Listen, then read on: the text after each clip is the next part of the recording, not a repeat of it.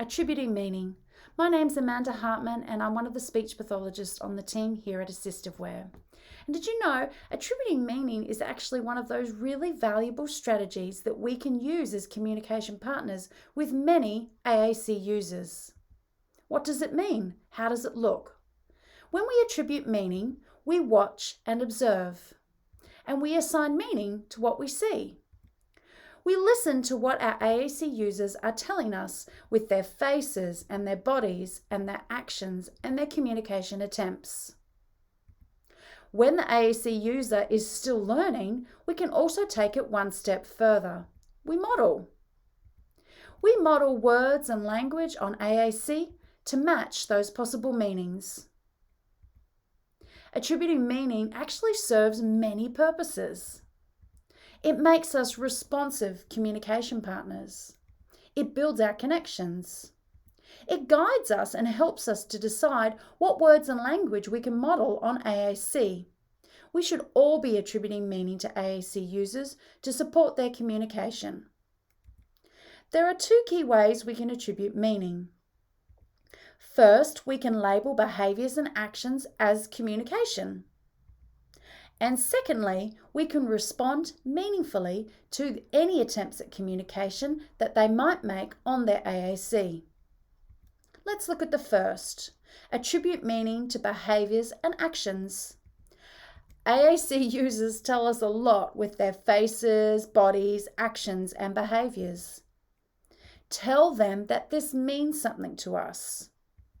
We attribute meaning when we say, I see you smiling. You are telling me you like this, while pointing to like on the AAC. Here are some video examples. Oh, look, you're smiling. I think you like that photo. Yeah. Oh, you are reaching for the ball. You want the ball. Yeah. There you go. Wow! Woo! Cool. Oh, you're getting up from the table. You're telling me you're finished? Finished. Okay, finished. Oh, you're squeezing me. You want something sensory. Here you go. There you go. Oh, squeeze, squeeze. Something sensory. Something sensory. Yeah. Oh, that is hard to do. You need some help. You need some help. Okay, I can help. Oh, quick. There you go. Cool. Observe and watch AAC users. What do their behaviours, facial expressions, body language, gestures and actions tell us? And you know what?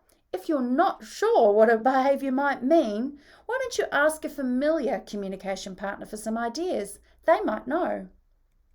And remember, you might not always make the right guess about what a behaviour means. We are not mind readers after all.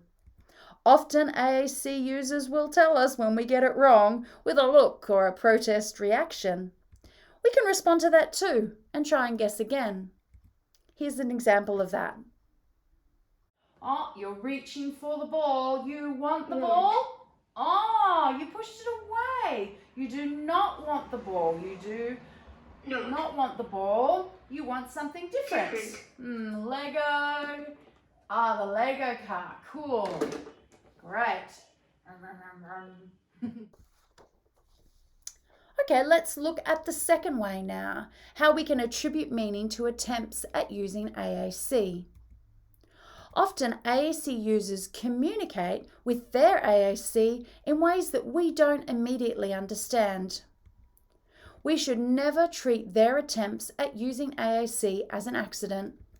Instead, respond meaningfully. So, if they tap helicopter repetitively on their AAC, helicopter, helicopter, helicopter, do not scold them or remove the word. Instead, attribute meaning. Say, oh, helicopters, you must like helicopters. I do too. We should go look for helicopters. Again, we can take it one step further. Model words and language to add meaning to their message.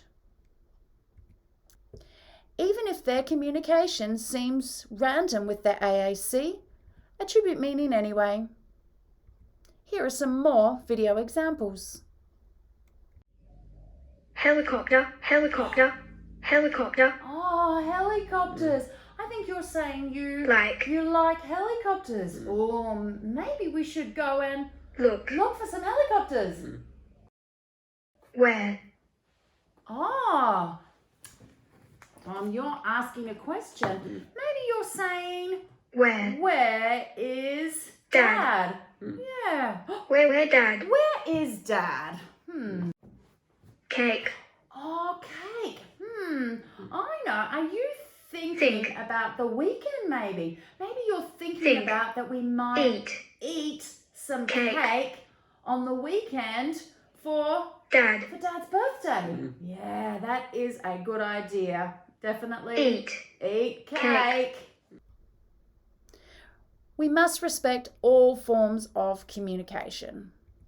Many people who use AAC communicate in lots of different ways. We respect and allow all these different ways. If we can understand a gesture or an action, well, there is no reason at all that someone should also say it and communicate that message with their AAC as well. We can actually attribute meaning to behaviours, actions and communication attempts while also respecting those informal ways to communicate. The most important thing is that the message is conveyed in whatever way possible. We should be using this strategy for all our AAC users. We need to attribute meaning.